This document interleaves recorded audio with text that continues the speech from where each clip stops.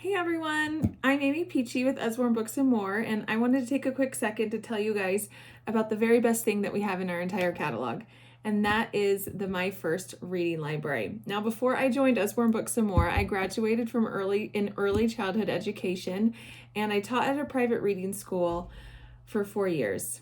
So, teaching kids to read is one of my very favorite things, and I know how difficult it can be.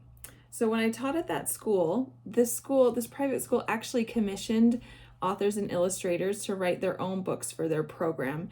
And for years and years, I didn't think there was anything else on the market that compared to those books that we had at this little reading school that I worked at. Now, fast forward to a couple years ago when I attended my very first Usborne Books and More party. It was a home party, and the consultant there was showing this set. And I was skeptical and I said, no, I don't think it's going to be as good as the product or the books that I used. But I was, I'm kind of hooked on reading, teaching kids to read. And so I wanted to check them out. The consultant told me that I could get this whole set for free if I hosted my own party. And so I did. And that began this long chain of events that led me to becoming a team leader with Usborne Books and More.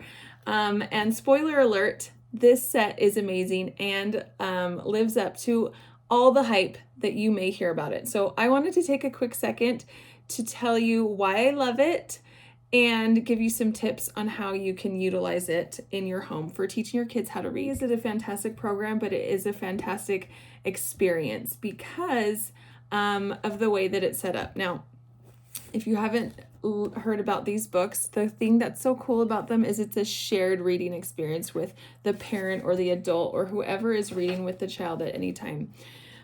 So the parent will read this side. It says, "The night was cold, the sky was black, the window rattled," and the child will read, "Tap, tap, tap." So not only does the story become way more entertaining, you're having that shared experience. It takes the stress and the pressure off of the child, and it just becomes a fun story that you guys can share together and a fun moment. My son wanted to do it all the time because he thought it was so fun that we were both reading the book together, which changes the whole atmosphere and for teaching your child to read. Now, these books build on each other. So like you saw, Tap, Tap, Tap, a very, very basic.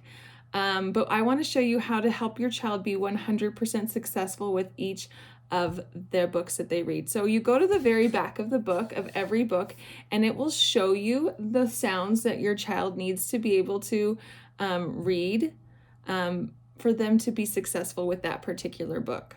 A lot of parents don't even know that this exists, so I always say go to the back of the book before you even read.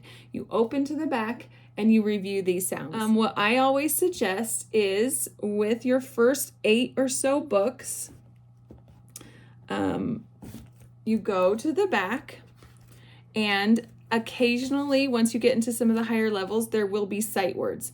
What is a sight word? Sight words are also called unfair words. They're words that don't follow the rules. This book has of and go. So I write them on a little sticky note at the back of every book. I go through the book ahead of time and I find those unfair, tricky sight words and prep my child ahead of time so that they know what they're going to be up against. So they aren't going to come to a word and they're like, this doesn't follow any rules. It frustrates them.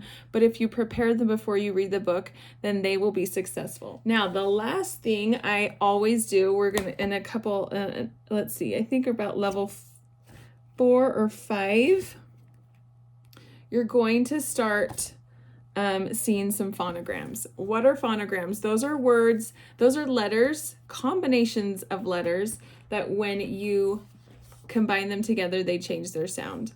So here we have AI says A, EE says E, IGH says I, OA says O, and OO says oo or And what I do is I go through the book and I underline those phonograms. So OO I've underlined, and OO here is underlined.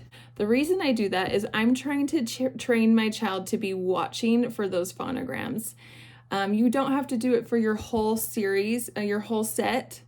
just in the beginning because we are reminding them and training them to be watching for those phonograms, because they will always, when they come to a vowel, they're going to want to say the short vowel sound, but by underlining it, you're going to remind them, okay, we saw this at the back of the book. What is this say? When they are together, they're going to say a new sound.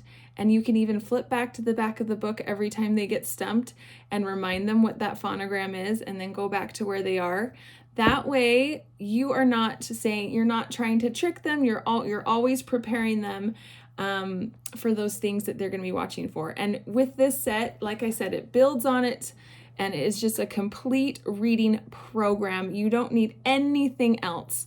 Just by way of explanation, once they get to book 15, that is the complete reading set, reading program. All of the sounds have been introduced. And then the orange set and the purple set are just practice books that will build on and just give them extra opportunities to practice what they've learned. So I hope that you guys are able to get this set and use it in your families, and good luck. Happy reading.